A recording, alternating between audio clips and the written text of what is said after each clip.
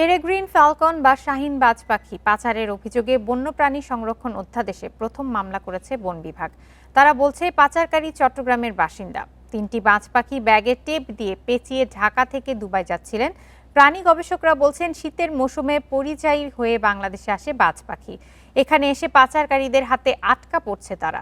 বিশ্বের সবচেয়ে দ্রুত গতির পাখি পেরেগ্রিন ফ্যালকন বা শাহীন বাজ বাতাসে শিকার ধরতে ঘন্টায় 200 মাইল বেগে ছুটে চলে। এমনকি বিশ্বের অত্যাধুনিক যুদ্ধ বিমানের ডিজাইন করা হয়েছে এই বাজ পাখির আদলে। পূর্ব ইউরোপ, আফ্রিকা, মধ্য এশিয়া থেকে দক্ষিণ এশিয়া পর্যন্ত এর চলাচল। তবে শীত মৌসুমে বাংলাদেশের উপকূলে পরিযায়ী হয়ে আসে। পেরেগ্রিন ফ্যালকন আসার মূল কারণ হলো তারা যে পরিযায়ী যেসব বড় বড় পাখির দল আসে তাদেরকে অনুসরণ করে। এর মধ্যে প্রধান হলো হাঁস এবং উপকূলীয় যে পাখি। সম্প্রতি পাচার হওয়ার সময় শাহজালাল আন্তর্জাতিক বিমানবন্দরে 3টি শাহীন বাজ পাখি উদ্ধার হয়। রিদওয়ানুল হক নামে এক ব্যক্তি চট্টগ্রাম থেকে সেগুলো ব্যাগে করে নিয়ে যাচ্ছিলেন দুবাই।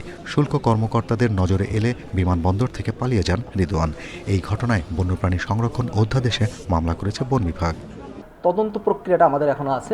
আমরা চেষ্টা করতেছি আমাদের সাথে অন্য কোনো এজেন্সি যাতে সহযোগিতা করে, তাদেরও আমরা সহযোগিতা নিয়ে হইলেও এই আসামি আসলে কিভাবে এই প্রাণীটাকে আমাদের দেশ থেকে অন্য দেশে নিয়ে যাচ্ছিল, এটা যদি আমরা বের করতে পারি বা এই রুটটা যদি আমরা আবিষ্কার করতে পারি, তাহলে বুঝতে পারবো যে আসলে এই চক্রের সাথে আরও কারা কারা জড়িত আছে। বন্যপ্রাণী গবেষকেরা বলছেন, পাখিটির পায়ে কোনো রিং পরানো নেই, তাই এই দেশ থেকেই একে ধরার সম্ভাবনা বেশি। মধ্যপ্রাচ্যে শাহীন বাজ পাখির কৃত্রিম প্রজনন হচ্ছে, তাই সেখানে এই প্রজাতির পাখির পাচার হওয়ার সম্ভাবনা কম।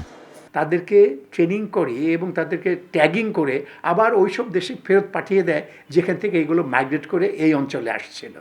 এবং তারা অনেকগুলোকে ক্যাপ্রি ব্রেড এবং রিক্যাপচার করা, তাদেরকে যেখান থেকে আসছে প্লেন দিয়ে সেইখানে নিয়ে গিয়ে ছেড়ে দিয়েছে। মানে তারা এতটুকু উন্নত হয়ে গেছে এই লাইনে। কাজে আমার মনে হয় না ওই দেশে এটা কেউ নিয়ে যাবে।